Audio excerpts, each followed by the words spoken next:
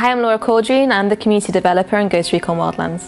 We're currently in our second year of live content at Ghost Recon Wildlands, and this year we're holding 4 special operation title updates. And each of these updates is based on a very strong central theme upon which we deliver new PvE and PvP content for our players. I'm Lucien Solban, I'm the lead writer on Rainbow Six Siege, and it's my responsibility to help develop the characters, oversee the creation of new characters, the maps, the settings, and basically putting everything together in a narrative structure. For Special Operation 2, we were thrilled to be able to work with the Rainbow Six Siege team, as we knew that this was a theme and a crossover that our players would really enjoy.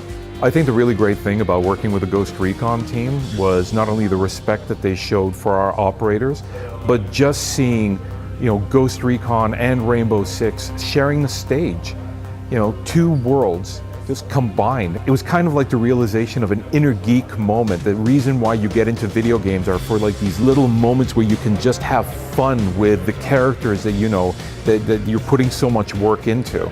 To merge 2 different brands into one scenario, you need to follow a specific narration process. We regularly exchange between the Paris and Montreal studios to see which operators we wanted to bring into the Wildlands and whose backstory we wanted to explore further. They kept us in the loop in terms of what they wanted to do. There was constant feedback. They were sending us their scripts, their intentions. In addition to this, sound, animation and character design teams shared assets and feedback all the time with each other.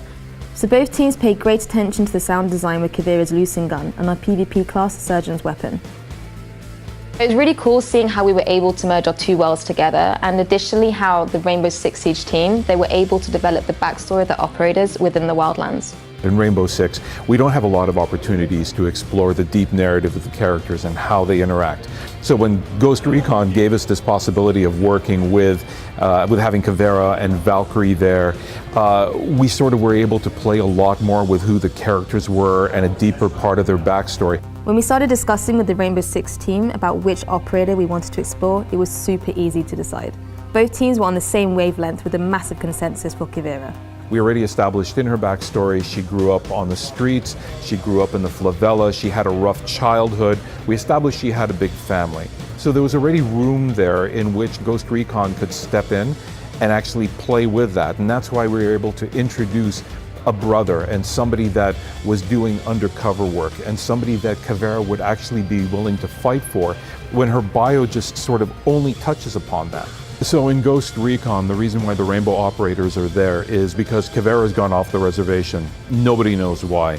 Now Valkyrie is friends with Bowman and she wants to keep this sort of in-house, so she asks Bowman's help in tracking down Kavira, and they lend out the use of Twitch with her drones in order to figure out what's going on. In regards to the relationship between Kavira and Valkyrie, is that just a throwaway thing?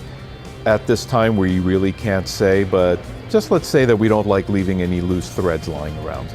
I really want to thank the Ghost Recon team and especially the Ghost Recon fans for welcoming Rainbow into their family. The enthusiasm we've seen for this has been incredible, and it really makes me happy to see our characters being so loved and getting this kind of airtime.